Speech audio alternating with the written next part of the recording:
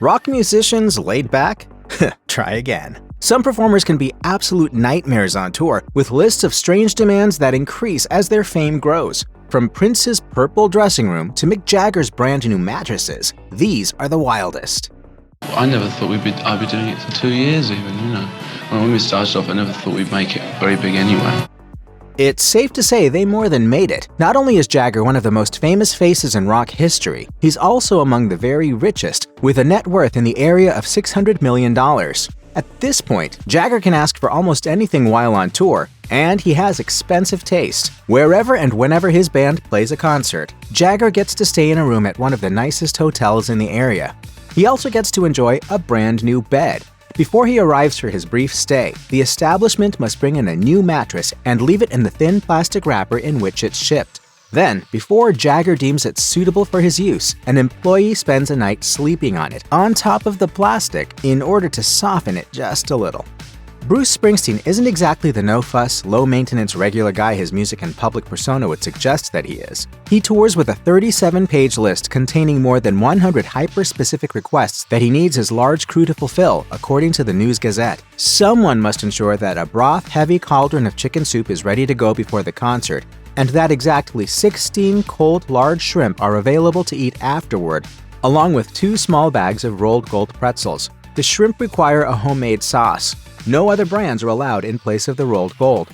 Other backstage food and food-related Springsteen needs include a 16-ounce bottle of hand-squeezed lemon juice and 6 hard-boiled egg whites. Springsteen's wife and backing musician Patti Scialfa wants to see 3 fashion magazines in her own dressing room, along with a vase of all-white roses. Promoters must add to their workforce on Springsteen concert days. The musician and his band also need access to a massage therapist who is trained in both sports and deep tissue styles, as well as a manicurist who can work on men's nails and women's nails, particularly acrylic treatments. Drummer and singer Ringo Starr's stint with the Beatles ended more than 50 years ago, but the band's legendary breakup didn't stop him from performing. In recent years, he's become a major live concert draw, both as a solo performer and as the leader of the ever-changing supergroup Ringo Starr and his all-star band. And I only ever wanted to be a drummer from when I was 13. When he's not on the road, Starr lives in luxury at one of his many homes around the world. But when he's in the middle of a tour, he's all business.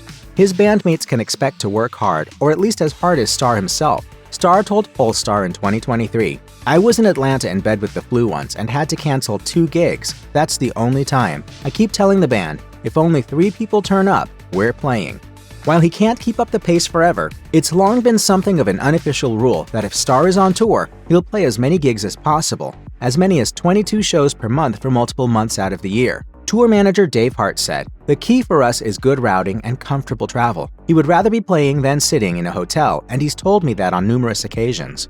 In 2023, Starr noticed a 2-day break in the schedule and asked Hart to fill in the gap with a couple of concerts. Prince had a lot of people working for him, and he also reportedly had some strange rules about how they were supposed to behave. Prince's hairstylist of 2 decades, Kim Berry, told 2020, "A lot of people, before I started working for him, gave me a lot of rules. Don't touch his ears, don't do this, don't look at him in the face." Prince later told Berry that the supposed rules were just rumors, despite other accounts to the contrary. Graphic designer Liz Frey told The Mirror, "He had a rule, and that was we were always to call him boss and never to look into his eyes directly." When fellow rock star Sammy Hagar asked Prince's guitar tech Zeke Clark for a backstage introduction in 1985, Clark couldn't help him because he wasn't permitted to talk to the boss. When Prince performed at the Hop Farm Festival in the UK in June 2011, he asked for a dressing room that was painted his favorite color, purple, and populated with purple furniture and decorations. Previous tours compelled organizers to supply Prince with an oxygen bar and a device that dispensed only black M&Ms, and consumables and objects in the artist's quarters had to be covered in plastic wrap that only Prince could remove upon arrival. In the mid-60s, the Beatles were the biggest rock band in the world. Beatlemania had struck far and wide, and the Fab Four had the kind of clout to make all kinds of demands. According to one contract, the Beatles wouldn't go on stage without someone first installing a special, extra-large platform for Ringo Starr and giving the musicians their fee of $40,000. In other cases, the Beatles had requirements that made sense for the era.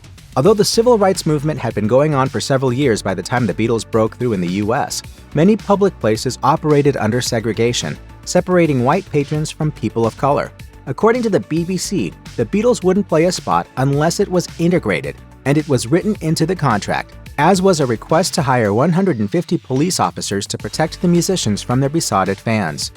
When people came to hear Aretha Franklin sing, they expected a tremendous vocal performance from a true legend. To keep her voice healthy enough to belt out R&B, soul, and gospel-influenced classics, Franklin sometimes took extreme measures that affected the comfort of both her staff and her fans. One in particular stands out. Franklin's performance contract banned air conditioning everywhere. The document read, "All air conditioning vents must be turned off or taped shut to prevent any cold air from flowing into Aretha Franklin's dressing room. In addition, all vents from Ms. Franklin's dressing room, backstage area and stage and in the venue must be turned off at least 1 hour prior to Ms. Franklin's scheduled rehearsal and performance times." And while viewers might have been sweating, Franklin got paid anyway. Sometime during the day of the performance, Franklin was to be given a $25,000 payment in cash from the promoter. Rocker Jack White simply can't perform without access to chips and guacamole. It's a very important snack to White, but not just any store-bought, restaurant-prepared, or even freshly made guacamole will suffice. In his request, he includes detailed instructions for how to make the exact guacamole that he wants to eat. According to White's directive, a member of the backstage crew needs to carefully slice and cube 8 large Hass avocados and combine the flesh with 4 diced fine-ripened tomatoes, half of a chopped yellow onion, an entire bunch of cilantro, 4 deveined and chopped chili peppers, lime, salt, and pepper. According to NPR, White also wants the pits from the avocados saved and placed inside the guacamole, which ideally shouldn't be served any later than 5 p.m. on show nights. The 1982 Van Halen World Tour was one of the largest live touring productions ever attempted. It's fun. Yeah. You know? You seem to have a good time.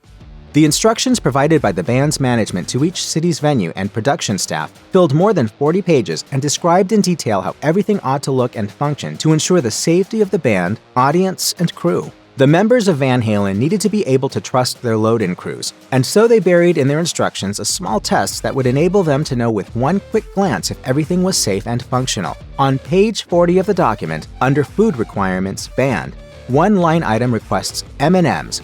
Warning: absolutely no brown ones. If lead singer David Lee Roth walked into the backstage area and saw brown M&Ms on the catering table, that guaranteed the promoter had not read his requirements, and the band wouldn't be able to trust the safety of the equipment. In the lead-up to Fleetwood Mac's arrival in town while touring for Tusk in 1979, promoters had to find Stevie Nicks a luxurious hotel room and then make sure it was painted almost entirely pink. One of only a few things that didn't need to be that color was a piano. Nicks demanded an all-white instrument be placed in her room should she be in the mood to compose a song during her stay. Still, even if organizers and employees followed Nicks' instructions perfectly, a poor vibe could lead the singer to suddenly bounce. Bandmate Mick Fleetwood told Vulture, "One of Stevie's almost comedic needs is what we call hotel hopping, where we all check into a hotel and she goes, 'Oh, I need to try another one,' and just checks out." The Eagles' music might be peaceful, but their story is anything but. There was a lot of fighting and animosity, and drummer and co-lead singer Don Henley bore the brunt of a lot of that personal and professional tension.